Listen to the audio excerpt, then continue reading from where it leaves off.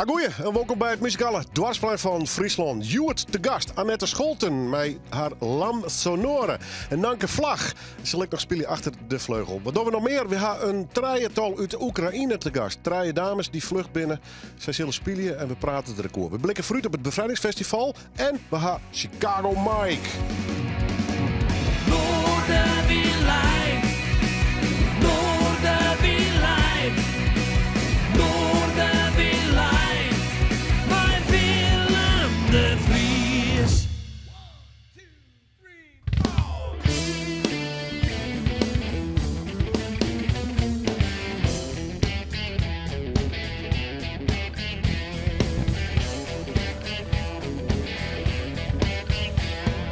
Don't mind the potatoes if the soup is good.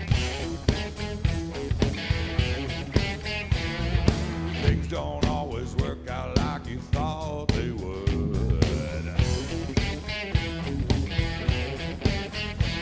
Change your world and make it better. It's all inside your mind.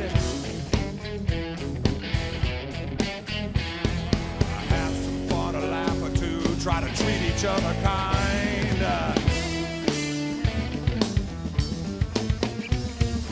People in the world ain't got enough to eat. Some get shot or blown up, some get beat. I got lucky, I get to sing my rock and roll. It frees my mind, my body follows, repair my heart and soul.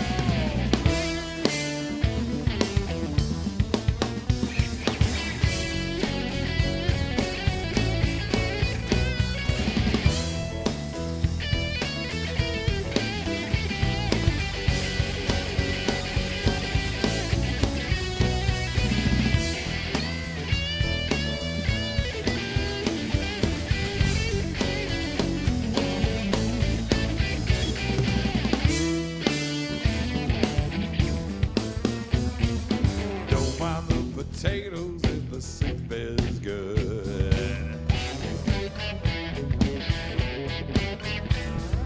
Live the life you dream about, but do you think you should?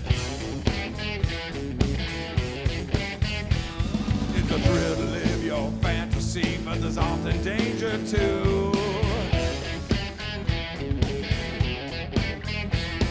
You never know what's cooking deep inside that stew. I was scared and so unhappy just a few short weeks ago.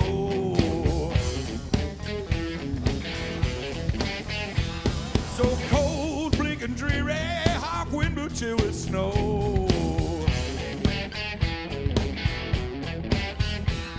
But I managed to get lucky for the millionth time this year.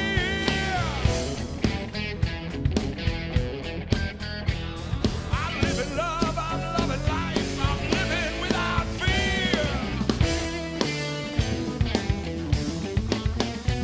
I'm living love, I'm loving life, I'm living without fear.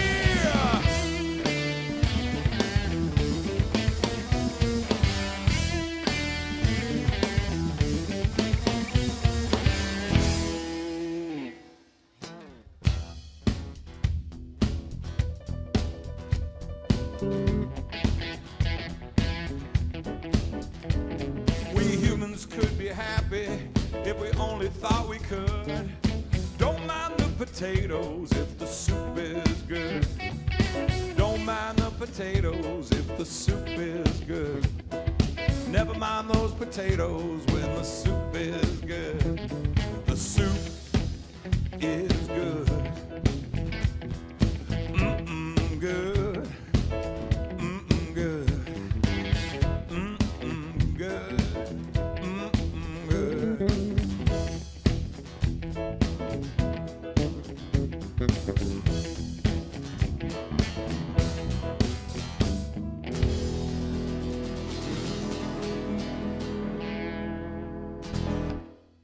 Ja, Ja, wat een lekker begin van deze all-even van Noorderwien. Hij komt uit Amerika, de rest van de band komt hier uit de buurt bij. En ze nemen hem net voor niks Chicago Mike. Yeah.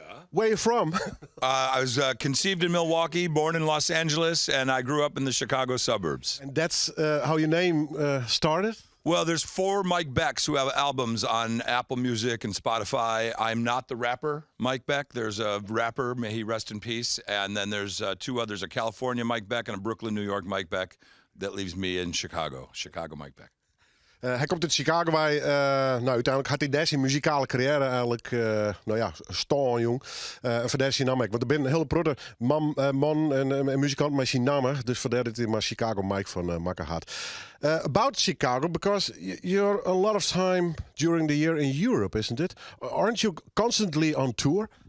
Pretty much, yeah. I spend 2 months in the summertime in the Chicago area, and then the rest of the time I'm traveling.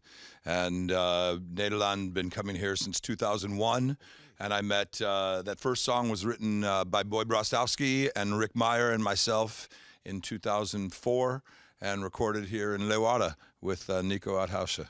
So Nederland, it feels like I'm coming home when I come back to Nederland for sure. Ja, mooi om te jaren. Hij komt al een hele tijd hier in Nederland, ook in Friesland. En om mijn aantal Friese muzikanten had hij het eerste nummer wat we kregen onder oren ik skreun. Dus hij komt je graag een beetje geïntegreerd. Versta jij Nederlands trouwens? Of het Fries kan beetje of niet? Ik niet begrijpen. Niet begrijpen? Nee.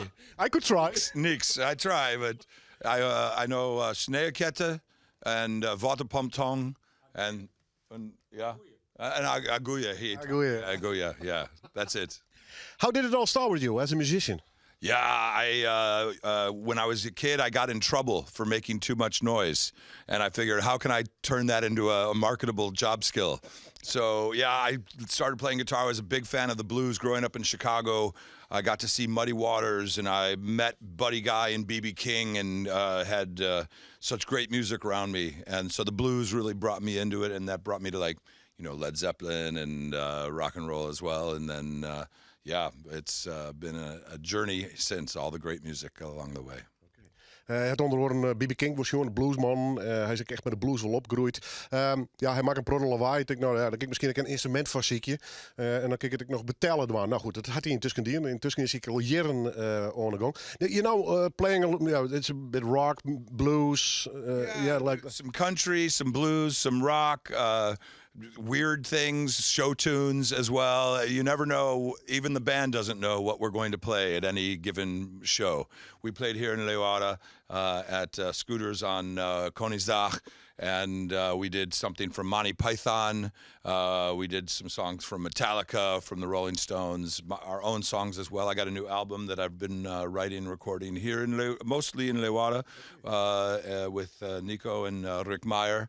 And in fact, I brought a copy for you. Oh. This is a music card. It's the preview. You put it next to your phone. It's NFC card. And you put it next to your phone, and the music goes right into your phone. This is the new thing. I hope so, because CDs, nobody has CD players anymore, not even cars or computers at all. So hopefully this will be a new way for people to get the music. Nee, album, dat kan je zien, wordt gewoon op een soort geheugenkaartje. Ik kan dan naast de telefoon horen en dan gebeurt er van alles. Ik zal het aannemen nu proberen. Met een QR-code, dus ik weet niet of dat station kennen. Dit album is in Friesland maken met Nico Uithuizen. Die kennen we natuurlijk van de kast. Rick Meijer, de gitarist. En dus wat dat betreft is hij een hele Fries onder het worden. What do you do now? Because you're gonna tour, you go to Luxembourg, I heard? Yeah, tonight we're in Enschede, and then... Enschede. On Saturday, we're in Heiderscheidergrund in Luxembourg in the north, camping ground. It's run by a Dutch guy from Amsterdam. And then I go to Estland for a couple of weeks. And then I have a Rolling Stones tribute band called Torn and Frayed. And on Saturday, the 28th of May, The Who plays at the original site of the Woodstock Music Festival from 1969 for the first time in 50 whatever years. And then my Rolling Stones tribute band plays the next night in Conneaut Lake, New York. So a very special weekend to see The Who and then get to play with my Stones. It's going to be great. Yeah, I think so. Hij gaat nog naar Luxemburg en daar zullen ze nog optreden. Uiteindelijk gaat hij dus waarom? Ja, come on down. Naar Amerika daar en daar zal de Who optreden. Dus dat staat hem nog te wachten. En mij zien Stones coverband zit hij dan ook nog optreden. Dus ja, daar staat hem een mooie titel te wachten. About the guys, who are they? Yeah, Julian Dykstra here on guitar, the newest member. The name of my band is Chicago Mike's Intergalactic Brother and Sisterhood of Big-Eyed Beans from Venus. And Thank you. yeah, gesundheit. We have Rick Tormans from Tilburg on the drums. We've got Remco Heitzma from here in Friesland on the toetsen, and Mr. Eibacher Hartel on the bass. And he's played with me in the U.S. and all over Europe and Switzerland. We used to do a long time ago, and yeah, it's great to have these guys together. Some of the best musicians in the world here in Nederland. What's the song you're going to play now? This one is off the new album, and it's my personal theme song. It's called I'll Get There When I Get There. Chicago Mike, what was the name again? Yeah, Chicago Mike, that's good. Oh, Chicago Mike's Intergalactic Brother and Sisterhood of Big-Eyed Beans from Friesland. Ja. Live in Noorderwien.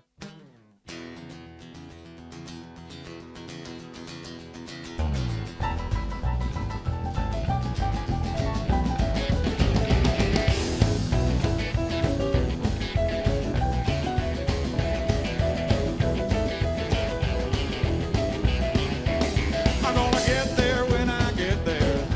Mama, I'm coming home. I'll get there when I get there. Baby, I was born to roam. I'll get there when I get there. I just can't be there now. I'll get there when I get there, honey, as soon as I can figure out how. The best laid plans of mousing man, well, they often go awry. Doesn't seem to be much use sitting around thinking about why. Just keep on pushing forward, gonna put the pedal to the floor. I'll get there when I get there, honey, in a couple of days or more. Could be more, help me out. I'm gonna get there when I get there. Mama, I miss you so. I'll get there when I get there. Well, I'm running late, I know. I'll get there when I get there. Ain't too big on punctuality. I'll get there when I get there, honey, in a couple of days, or 3 or 4 or 5 or 6 or 12 or 8.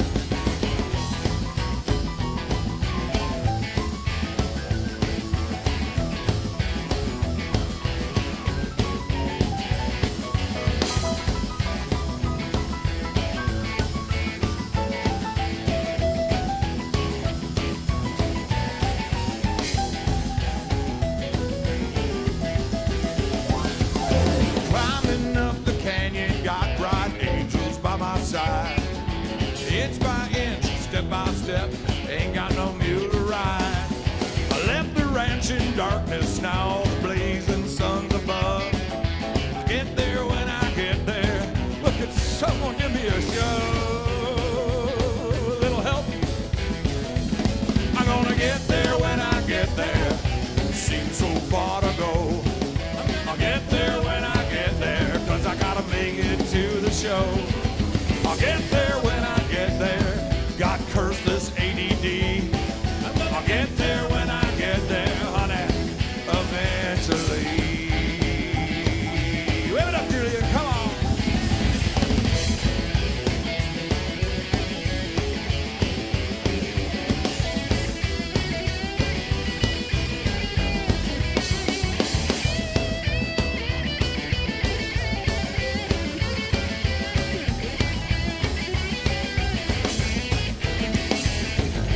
You ain't done, come on, kid.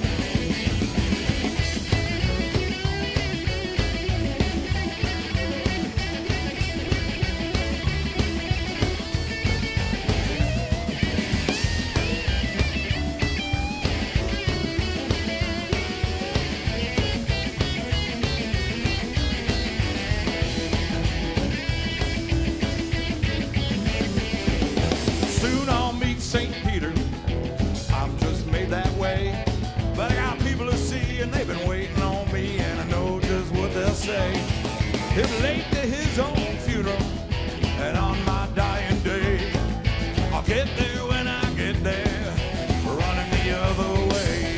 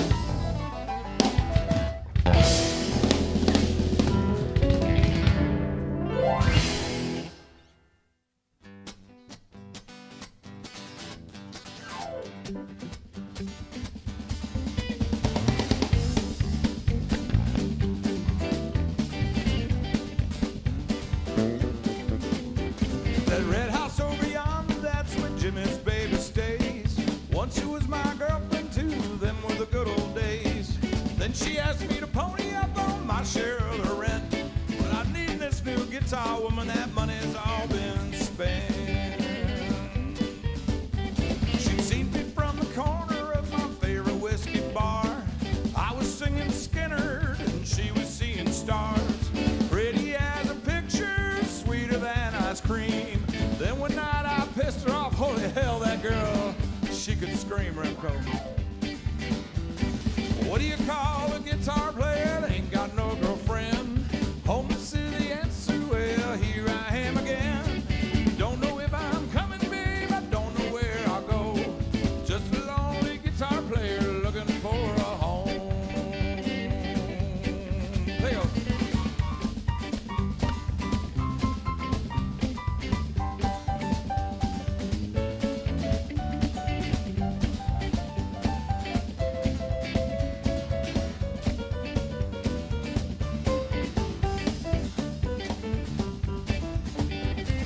Found myself a paying gig and earned a little green. Thought it'd make her happy, but it only made her mean. Now she don't come around to hear me play no more. Guess I should have used Rogaine, worked out a little more. When she leaves me now, she'll take away the choice was cut of me. Why's it gotta hurt so bad to pride or vanity?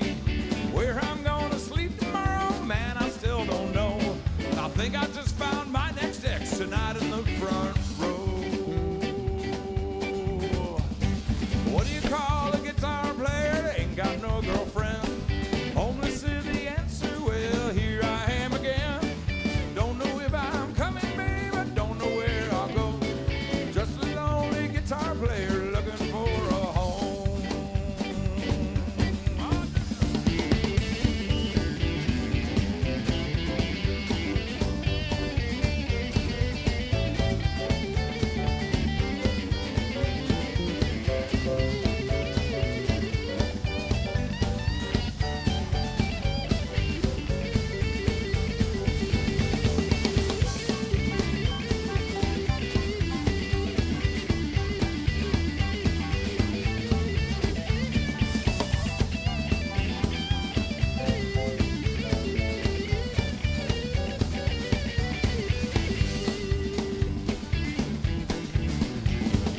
What do you call a guitar player that ain't got no girlfriend? Homeless is the answer, well, here I go again. Don't know if I'm coming, babe, don't know where I'll go. Just a lonely guitar player looking for a home. Just a lonely guitar player looking for a home. Just a lonely guitar player looking for a home.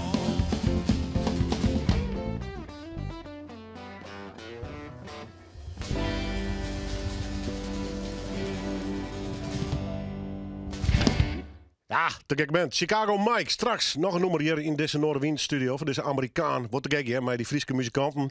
Hij was zo bezig te zien. Hij is regelmatig trouwens hier in Leeuwarden en scooters te vinden. Nou ja, daar is het jet. Het klinkt hartstikke goed. Dat zult er klinken komende tongetje, want het is West-Savier. We meijen weer gewoon dat feest vieren. Welk feest? Ja, het Bevrijdingsfestival. Vlindiers zien we met z'n allen nog in de harmonie. Mocht er geen publiek bij. Maar alle rem, alle hekken voort, alles kan vrij. En we kunnen gewoon het feest vieren. En een van de mensen die het al jarenlang de productie doet is Johan Koster. Die is hier op de gastbuis. Straks praten we ook met de nieuwe voorzitter. Johan, allereerst welkom in Noorderwind. Dank u wel, Willem. Per dagen vast een festival. Is het nou de drukste periode of niet? Ja, het is wel een onpoort. Het is wel in alle ballen in de lucht hoor. En iedereen is ook een beetje roestig naar 2-3 hier. Dus het is één bij die plakje even vinden, maar dat gaat ik vrij vlot. Ja, dus we hebben nu al dwaande mij podia uitzetten en eerst faciliteiten plaatsen, dat soort dingen. Dus get ze mooi wat. En we zijn hartstikke gelukkig. Dus ja, prima. Go for it. Yes. Ja. Hoe hij dat hoort? Hij nog steeds dat je met verschillende scenario's werkt je of net? Nou, waar ik eigenlijk wel een beetje trots op ben, is dat uw festival is nou bijna even groot uitrollen als wat de vorige edities wingen. Een heel veel bevrijdingsfestivals die had toch een redelijk compact scenario nog staan. En dat doe ik alles te krijgen mij van ja, dat het net heel duidelijk wie begin ouder in hier van ja, welk komt het opkomen. Dus Thijs en ik, mijn kampioen, we gaan scenario's kunnen van we gaan een compacte variant, maar we kon ik rap opschalen naar bij de orde maatvoering van het evenement. Toen dat koer. Dus in feite inderdaad, nou ja, boeten dat de Omroep Friesland area is verhuisd naar Wilhelminaplein. Maar verder is inderdaad is het evenement gewoon even groot als altijd. En wat zie je gewoon tussen de 80 en 100.000 mensen. Ja, en binnen alle restricties voort. Helemaal nergens meer wat iets van die Alles is pandemie te droog. merken. Ja, alles is droog. Dus dat is fantastisch. Ja. Nou, je boek ook de bands, want het gaat ook voor een groot parcours de muziek. Zeker. Hoe zit dat? Moest je hem nog dingen inhalen of we alle festivals dezelfde acts houden? Hoe is dat gaan? Nee, nou, zeg maar, voor alle andere festivals die ik produceer, hebben we wel alle programmering trots zetten maken. Maar omdat we natuurlijk vorig jaar ook gewoon die online editie dwangkend in harmonie die productie met Jim draait hebben we ook gewoon voor dwangkend onder afspraken met de artiesten toen. Wat in feite wel fijn is, want zo, de programmering in Trosco, dat is op zich wel sociaal naar de artiesten daar. Maar er wordt ook een paar festivals draaien, waar je als echt nee bent waar de konji aankist. En dat is een beetje lastig wanneer je 2 jaar lang artiesten Trosco maakt naar de huidige editie. En Bevrijdingsfestival ga ik gelukkig helemaal from scratch produceren kent en programmeren kent. Dus daar ben ik wel heel blij mee. Wij zitten met Noorderbienpodium op de zijslijn op het Wilhelminaplein. Ja. Kennen we ook als het Cylon. En eigenlijk is dat plein een beetje voor de veteranen gereserveerd. Dus die zitten direct nog. Ja. Gaan die verder nog wat doen trouwens? Ja, nou sowieso het hele veteranengebeuren ziet natuurlijk vroeger in het BTC. Maar de huidige veteraan is natuurlijk echt een jonge veteraan. Want ja, we hebben natuurlijk echt mensen die zijn uitgestuurd west in voormalig Joegoslavië. Die zijn uitgestuurd west in Irak. Dus we hadden er verkozen om inderdaad die connectie met de veteranendag te matchen met het Bevrijdingsfestival. Waar trouwens ook een beetje meer appelleert onder jongere veteranen om echt te komen. Ja. Dus zij zullen verst onderdeel worden van uw evenement. En zij hadden inderdaad een besloten aangelegenheid bij het op de Wilhelminaplein. We hebben dat gestaag oerget naar het podium wat we mij Omroep Friesland draaien. Ja. Zo mag dat zien. En de verbindende act is de Luchtmachtkapel, want wij sturen dat uit. We beschouwen het gewoon als Noorderwien act, maar eigenlijk heb ik wij bij de veteranen en dat jouwt ook wel de gearworking aan hoe we met z'n allen het festival beleven. Absoluut. Hoe zit het met de orenzaak? Want je begint tochten terug de provincie, snert uitdelen, foto-exposities. Nou ja, ik neem maar wat. Wat is er dit hier aan extra's? Of juist omdat het op het laatste moment al je moest, juist net? Nou, we hebben dus met één onderdeel hebben we schrappen maken. Zoals wist hebben we vorig jaar met 200 legervoertuigen hebben we soepidal gebracht bij hulpbehoevenden, bij ziekenhuizen en bij bejaardenhuizen. Maar we realiseren dus echt dat rond 4 mei ze wel op iets van een piek zitten dat je echt mensen met Oekraïne opvangen worden. En we vonden het net gepast om naar de provincie in te gaan met 200 legervoertuigen. Want dat beeld is voor die mensen natuurlijk heel traumatisch. Dus we zijn oké, we kennen alle onderdelen uitrollen hoe we dat willen. Behalve die soeprit met de oorlogsvoertuigen, dat doen we gewoon even net. Omdat je net weet hoe dat valt. Dus, en verder kunnen we gewoon alles doen. En ongelooflijk, ja, de pandemie, we zitten er nog heel in. Ja. Er is een oorlog in Oekraïne ondergang. Genoeg reden om toch weer de bevrijding letterlijk te vieren. Ja, zeker. We gaan een aantal leuke onderdelen, of leuke onderdelen is een soort bitterzoet woord. Ja. We gaan een aantal Oekraïnse onderdelen geïmplementeerd. Dus er is in de Prinsentuin een klassiek blokje, dat heet Soul of Ukraine. Dat binnen respectievelijk een tweetal muzikanten, waarvan 2 uit Oekraïne komen, die haar op het conservatorium van Kiev zitten en Odessa. En die gaan een blokje doen. We gaan Ukraine Inside, dat is een soort debathuis waar inderdaad Oekraïners dan, daar komen kunnen en praten over hun verhaal. En onze verschilmaker, dat is Jaroslava. Dat is een famke, verzontje hier, die zit in het AZC in Burgum. En die praat inmiddels Fries omdat ze al voor de 2e keer vlucht is. Dus de eerste keer ze vlucht toen de Krim annexeerd werd, dat is haar thuis. En toen ben ze weer omgegaan en nu ben ze weer om in Nederland, omdat het nou voor de 2e keer de hommeles is. Ja. Dus dat is een heel bijzonder verhaal. Die helft de vlam op uit Wageningen en die zal 5 voor 5 moment sessie een verhaal doen. Ja, even vooral het waarom het festival uiteindelijk bedoeld is. En nou dus inderdaad relevanter als ooit. Ja, ben ik absoluut mee eens. En toch, het feest. De dwaring die letterlijk hier op alle mogelijke manieren. Ik denk dat de jeugd in alle leeftijden wel klaar is voor het feest te vieren. De waarschuwspelling binnen hartstikke gunstig. Zeker. 14, 15 graden, droeg. Komt iedereen naar het hele festivalterrein, net al in het Noorderwienpodium trouwens. Maar even reclame. Wat binnen de leuke acts dit keer? Nou ja, als het meer persoonlijk vreest, ik vind heel leuk dat er Somjeu er is. Die had natuurlijk een Prutte Airplay gewoon, wie in vorige week meegeheerd. Nou, Blauwtsoen komt, Remmen komt, die zit ook op Pinkpop, ben we heel blij mee. We hebben natuurlijk de landelijke ambassadeur Suzanne Freek. En onze Friese ambassadeur, wie als enige festival in een land hebben we een provinciale ambassadeur. En dat is Vaske. Ja, en verder, er ben in totaal 50 acts. En dat varieert van EDM dance tot metal. En alles tussenin. Dat is machtig. 1 uur, Iepering, hè? Yes. Tot hoe laat officieel? Tot Alvoeren. Alvoeren? Yes. Net stinnen, maar erhinnen. Hinnen. Succes. Dank wel, Willem. Johan Koster, weer dat van het Bevrijdingsfestival. We praten straks met de nieuwe voorzitter, maar hier er een loer. The Soul of Ukraine. 3 dames. En wij hebben ze hier in de studio.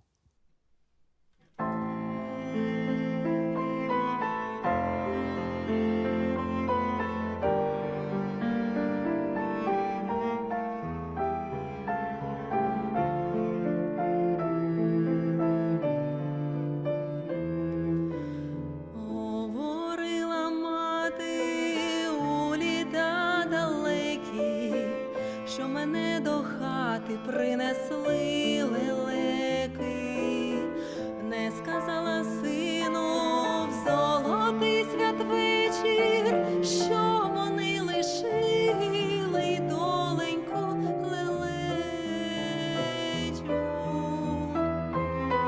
А як чула клекіт, завмирала в полі, принесіть лелеки, не лелечу долю, принесіть лелеки, не лелечу долю.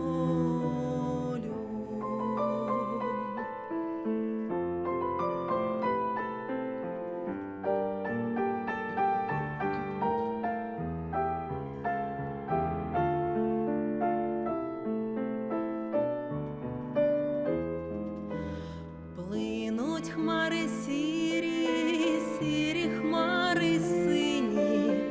Жаль мені, що нині я в лелек не вірю. А як заклекочуть, плину в небо чисте, полетіти хочу у своє дитинство. Поклонитись полю на 4 боки, за лелечу долю й пережиті роки, за лелечу долю, пережиті роки.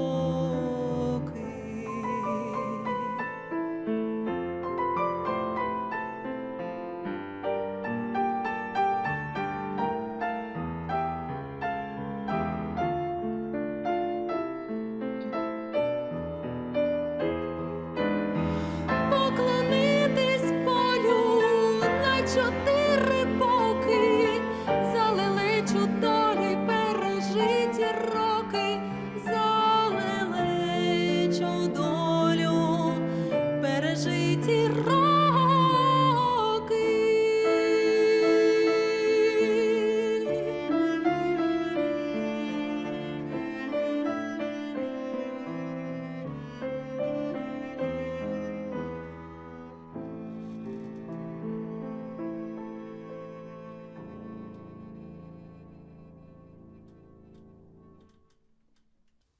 Piekevel van deze drie dames. Ze komen uit Oekraïne wij. Nadia, Alexandra en Anna.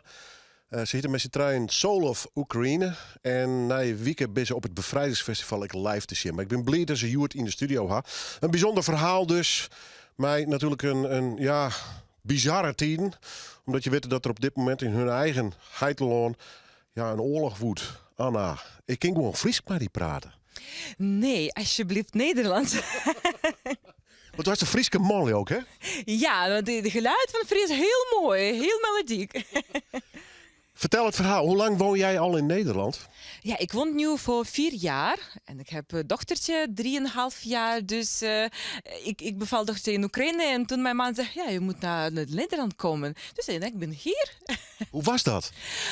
Goed, weet je, in de eerste jaren, ik vind het niet leuk, want het was coronatijd. Het was niks voor de muzikanten, niks voor iedereen. Dus was alles gesloten. Maar nu, ik vind het een heel leuk land.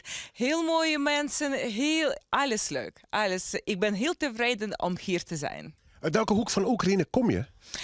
De oost van Oekraïne, maar nu, daar is veilig. Dat is Poltava, de stad. Mijn stad noemt Poltava.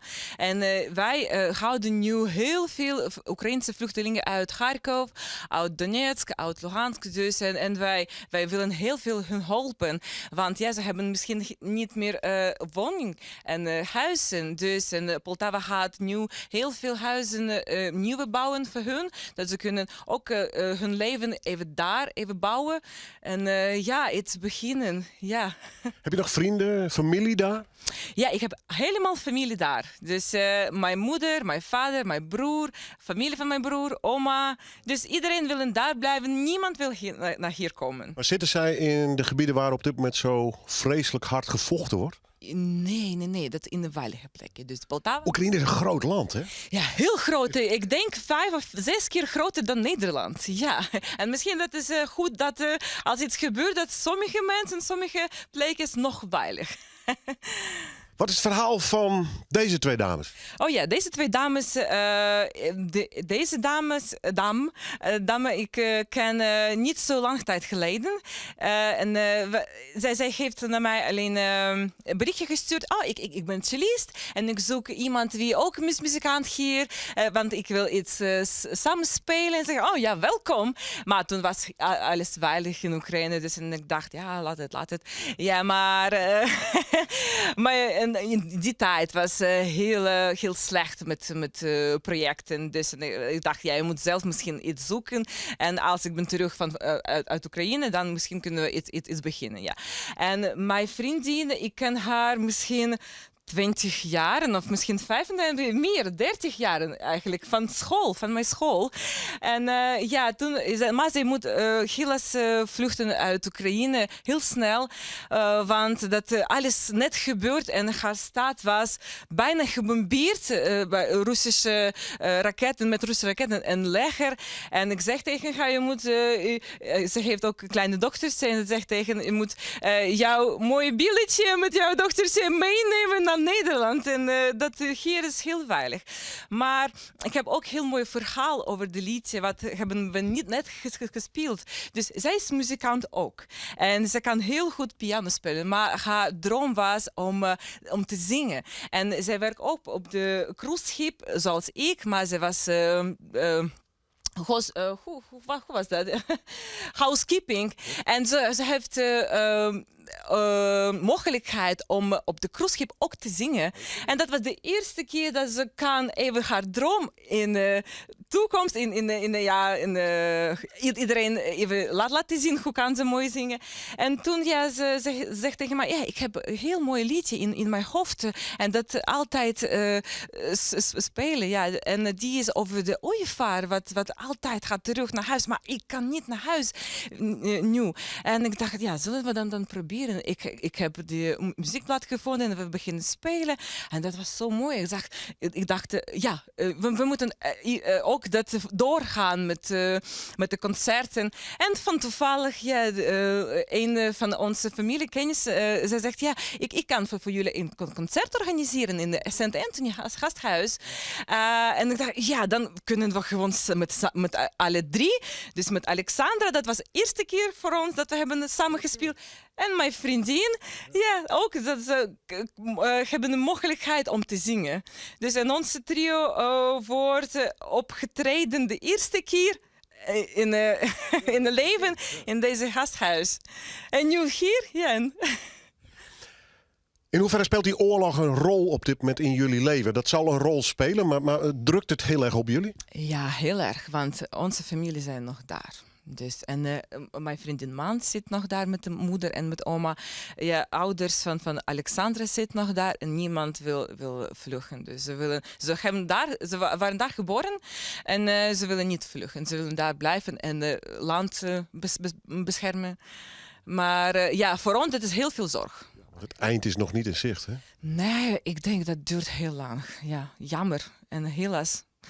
Ja, we willen heel veel voor onze Oekraïnse mensen doen, maar om vrolijk te maken via onze muziek, dat alleen wat we kunnen doen. En eigenlijk, we gaan ook in Nieuw-Mellens bij Leeuwarden ook vertalen als een tolk daar werken. Dus dat ook, we kunnen een beetje kleine hulp daar. Klein beetje helpen. Klein beetje helpen, ja.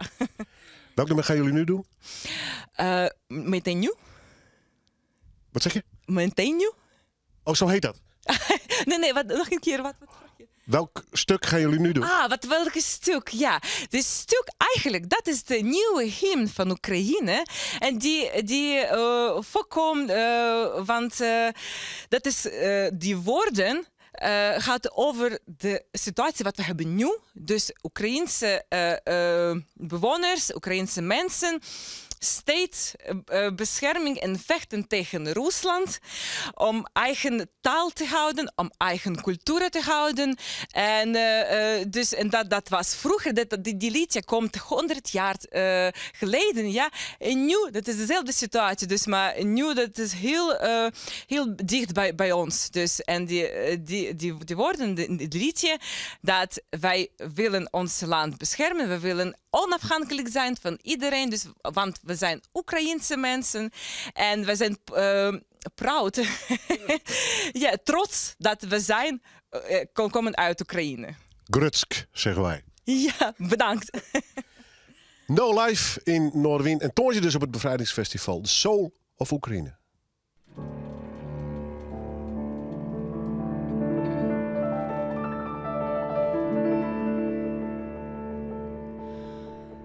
Ой, у лузі червона калина похилилася.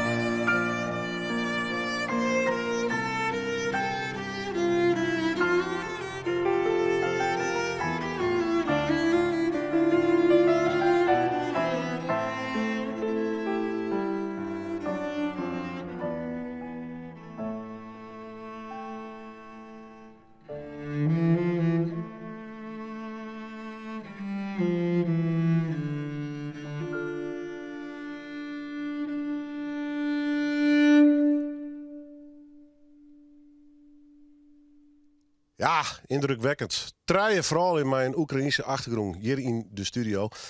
Op het Bevrijdingsfestival zit ik live optreden. Dus zoek vooral ook even in de grote informatiekrant die overal verspreid is. Of op internet. Er is natuurlijk een prototype dwaan. Ek het feest. Maar ik dit jetter bij. Sam, dij. 5 mei, ja, dan ga je een comité en dan heb je een voorzitter bij. Jorrit Volkers neemt oorskier, dus de echte oorskier neemt de voorzitter. En dan mag je naar je voorzitter gaan. En dan kom je met een jonge kerel aan. Frank de Vries, welkom, mooi is de best. Dankjewel. Ja, hoe wil je voorzitter van zo'n 5 mei-comité? Ja, dat is een goede vraag. Nee, het komt niet zomaar uit de lucht vallen. Nee. Ik draai al een aantal jaren mee in het bestuur. En Jorrit die doet dit al jaren. Sinds mensenheugenis, ja, ja. precies. Volgens mij meer dan 20 jaar. Dan is het op een gegeven moment ook... was voor hem de tijd om het stokje over te dragen aan, in dit geval aan mij. We zitten nu met een bestuur met allemaal, wat je zegt, wat jongere garden.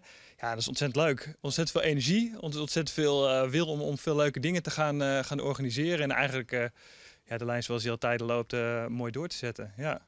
We hadden net altijd in de gaten, omdat het net heel zichtbaar is. Maar in vergaderingen natuurlijk een heel soort. Zeker met die pandemie hier van de oorlog hier. Hoe zit ons aan vergadertafel, vreek me wel eens wel. Want het is, kijk, dat Johan Koster eerder in de uitsturing al zei, maar met scenario's werk je. Maar als bestuur moet je uiteindelijk een knoop terughakken. Geef het terug, in welke vorm, hoe geef het dwaan, dat soort zaken, hè? Ja, nou, en het heeft ook best wel wat discussie opgeleverd, uiteraard. Wat dat betreft was vorig jaar natuurlijk bijzonder. Het jaar daarvoor was misschien nog wel vreemder. Omdat we, denk ik, een week voordat we echt een keuze moeten maken vanuit de overheid doorkregen van jongens, het gaat gewoon niet gebeuren. Ja, en dan wil je in zo'n jaar daarna, dus vorig jaar toch wel weer iets doen. Hè? Niet alleen omdat het natuurlijk een onwijs gezellig festival is, maar er zit natuurlijk ook een hoop inhoud aan vast. Wat je zegt, dan werken we met een aantal scenario's. Ja, en je hoopt natuurlijk dat er veel kan. Natuurlijk is het dan tegenvaller als dat wat minder is dan je hoopt. Ja. Maar ik denk dat we vooral ook weer vooruit moeten kijken. Hè? We hebben... als bestuurder dwars dat dus in Tusken. Ja. Ja. Zo van, jongens, we beginnen gewoon voor en we showen. Zeker. Nou ja, kijk, we hopen dat we niet meer voor diezelfde keuze komen te staan. Hè? En dus voor dit jaar staat er gewoon een fantastisch mooi programma. En eigenlijk alle partijen, we werken natuurlijk heel veel samen met jullie, maar zo zijn er nog allerlei andere onderwijsinstellingen, provincie, gemeente. En iedereen die was er weer helemaal klaar voor om weer aan de slag te gaan. En dat is mooi. En dus dat biedt ook heel veel comfort richting aankomende jaren. Dat we daar weer gewoon weer een dijk van het festival neer gaan zetten. Welke toon was zet als vastzetter de komende jaren? Welke kant was het op met het festival? Of misschien mag ik wel zeggen met het hele evenement en de hele dag eigenlijk. Of 2 dagen is het eigenlijk. 4 mei, maar ik absoluut net vieren. Nee. Nou, kijk, voor wat betreft 5 mei is de boodschap natuurlijk heel belangrijk. Hè? En heel veel, ook toen ik vroeger, ik ben geboren en getogen in Leeuwarden. Bevrijdingsfestival wordt hier een beetje met de paplepel ingegoten. Hè? Dan is de muziek natuurlijk fantastisch. Maar de inhoud is er ook, hè? Dat vinden we gewoon belangrijk. En dat moet ook op een goede manier vormgegeven worden. Ja, en wat wij ontzettend leuk vinden is dat er een plek voor iedereen is op het festival. Hè? Jong en oud, of het nou het kinderfestival is. Volgens mij zijn er alle soorten muziek zo'n beetje wel te vinden op het festival.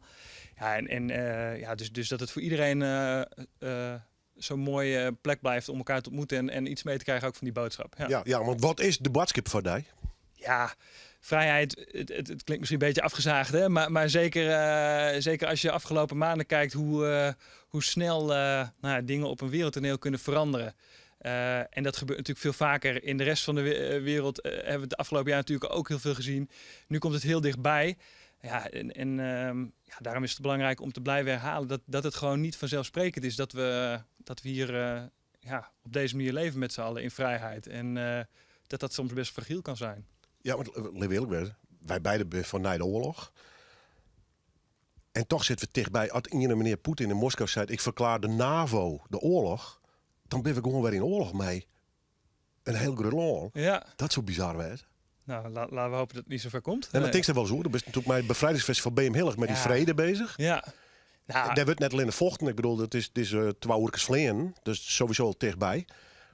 Maar als zo'n man dat zei, dan ben wij letterlijk weer in oorlog. Ja, Dat is bizar, hè? het is onvoorstelbaar. Ja. Ja. En, Ik ken er net bij met mijn gevoel. nee, ik Echt ook niet. niet. Ik vind het heel moeilijk te plaatsen, weet je. Maar het is en blijft gewoon, ja, wat ik zeg, het is fragiel. Hè? En tuurlijk doet het wat met je. En natuurlijk doet het wat met je als je die beelden ziet. Ik denk dat niemand dat echt heel makkelijk naast zich neer kan leggen. En ja, nou, laten we hopen dat we snel weer in een betere situatie komen. Ook in het oosten van Europa. Toch even weten. Wat is die favoriete band? Komende toer? Ja, maar even kleur bekennen dan. Ja, nou, ik ga sowieso wel even bij de Hoenekop kijken. Ja, toch wel, hè? ja, zeker. Ja. Een ouderwetse warpik en Ja, mooi. Ja, feestje bouwen. Dank wel, succes voor het komende jaar en Dank. we'll meet again. zeker.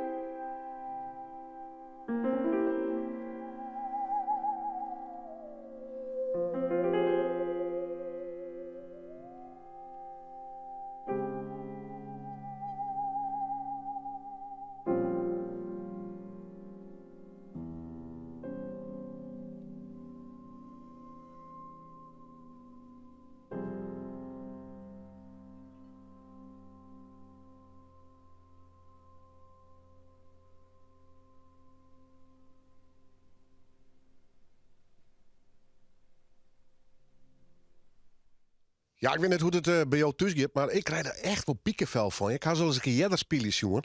Ik in deze studio en toen vond ik het al indrukwekkend en nowhere. Prachtig mooi. Ik maak het even goed uitspreken. Dit is de Lam Sonore en dat is natuurlijk de vleugel. Nanke Vlag, Annette Scholten en Sonte Peer hier zijn eigenlijk een soort van duo. Ze spelen zelf echt afzonderlijk ik nog bij orenorkesten. Annette, maar eerst maar even mij dit prachtige instrument te beginnen. Wanneer hast je dat ontdekt eigenlijk? Dat heb ik ontdekt ongeveer 8 jaar geleden. En dan heb ik het over alleen het blad, de bovenkant. En de rest heb ik in de loop van de tijd ontwikkeld samen met iemand uit Ljouwert. Want ik dacht van, een zaag is het eigenlijk. Die moet je tussen de benen bespelen. En als je dan wat intensiever wil spelen of bijvoorbeeld deze composities wat meer hoog en laag vereist, dat was heel lastig. En toen dacht ik van waarom zit er geen klankkast bij en geen statief? Waarom kan ik er niet bij staan? En Fons van der Meulen heeft mij daarbij geholpen. En we zijn nog steeds bezig met de zoektocht. Hè? Net zoals met elk ander instrument, het duurt even. Maar wel leuk, dat is zelf dus die ontwikkeling. Helemaal. Eigenlijk, daar bemoeit hij mee. Je krijgt ontzettend veel respect voor alle instrumenten die er ooit zijn ontwikkeld. Want dat gaat niet in over 1 nacht ijs, zeg maar, zeggen we dan in Friesland, toch? Ja, ja goed. Maar dit is echt, ik neem het 1 keer, de zingende zaag, maar 2.0 dus. Ja, eigenlijk wel, ja. Ja.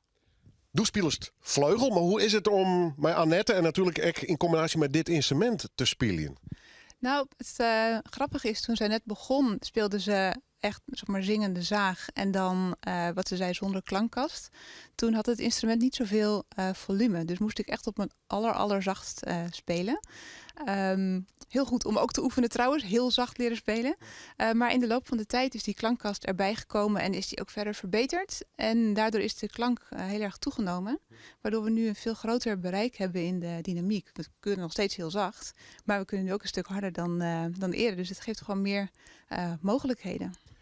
Wie het wordt wen in het begin? Ik bedoel, zit achter de piano. Ik best wel wend natuurlijk bijvoorbeeld met een zanger of met een violist te spelen.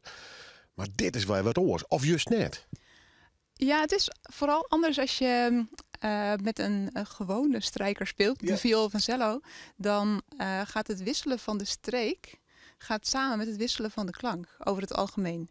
En bij haar heel vaak niet. Zij kan soms een noot heel lang laten duren en ondertussen heel druk op en neer strijken. En dan zie je dus niet wanneer de klank verandert. Dus dat is voor je timing inderdaad wel... ik kijk meer naar haar dan naar haar strijkstok voor de timing.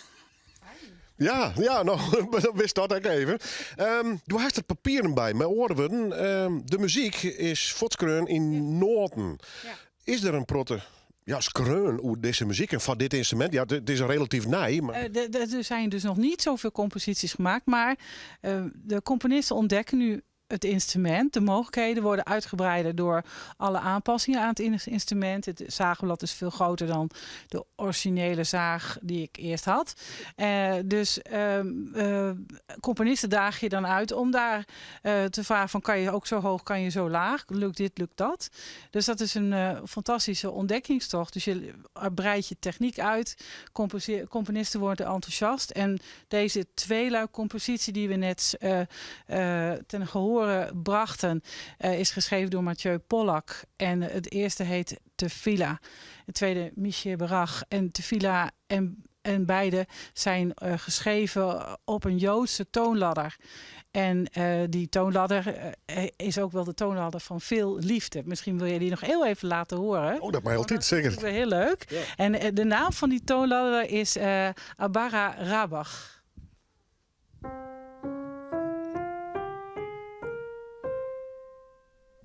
En die ladder die wordt in de synagoge bij Joodse gezangen veel gebruikt, maar ook bij klezmermuziek. En wij dachten, nou, het is vlak voor 4 mei.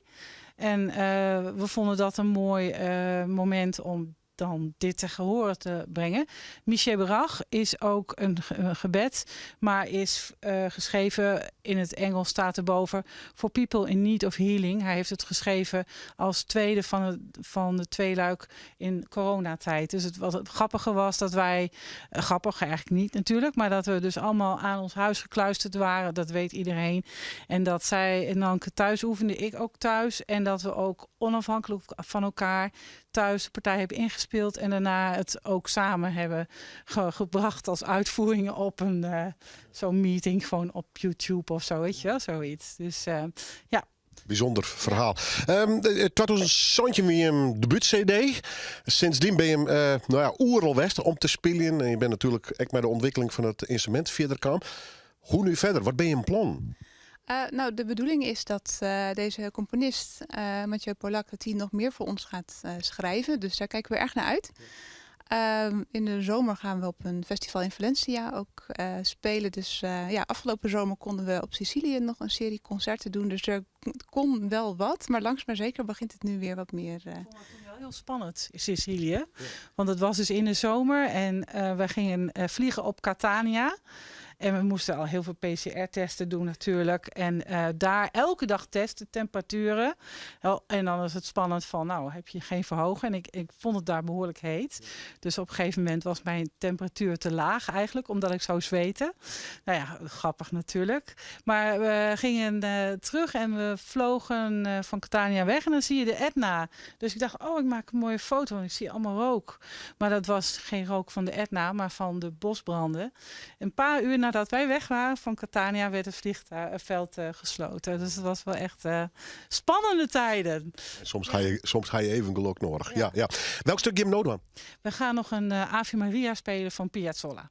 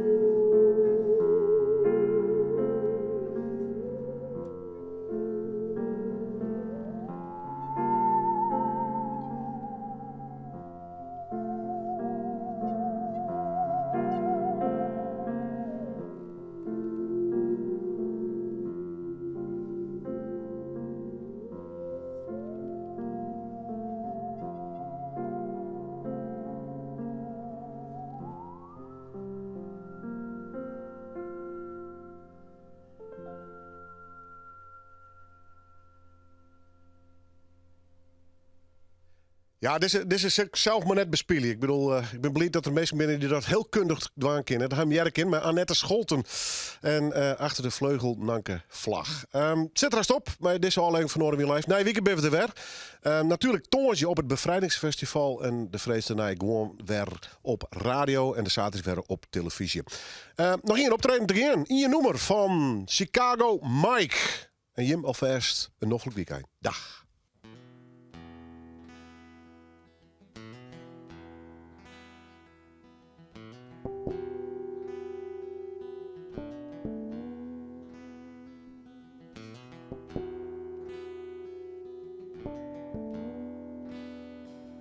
On a long, lonesome highway east of Omaha, you can listen to the engines moaning out as one long song. You think about the woman or the girl you knew the night before.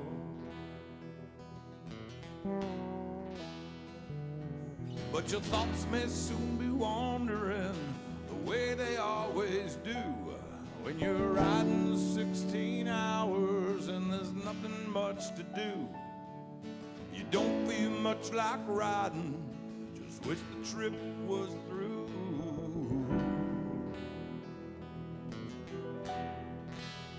See, here I am on the road again. There I am up on the stage. Here I go, playing the star again. There I go, turn the page.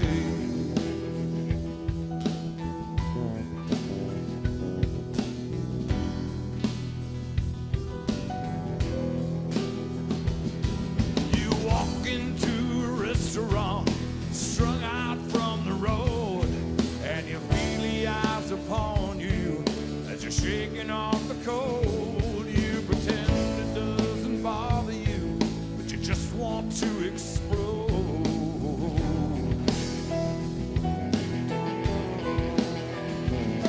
Most times you can't hear them talk, other times you can. Oh, the same old cliche, is that a woman or a man? Your ways seem outnumbered, you don't dare make a stay.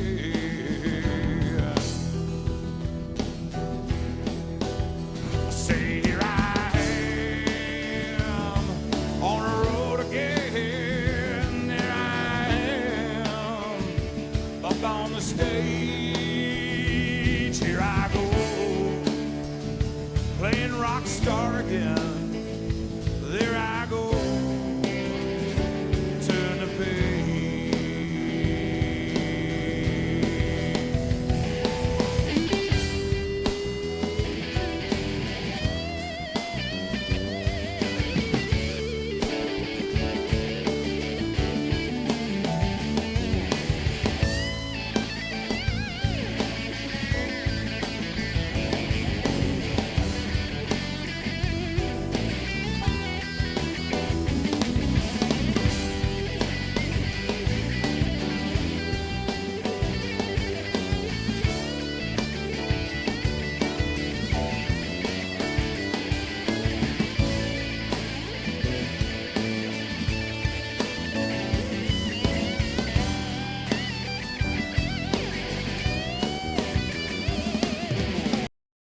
In the spotlight, you're a million miles away, and every ounce of energy trying to give away as the sweat pulls out your body like the music that you play.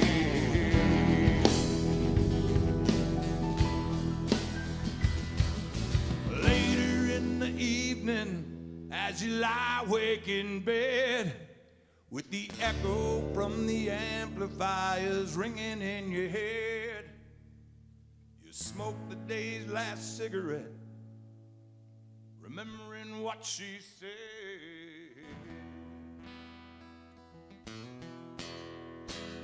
Say, here I am on the road again. There I am up on the stage.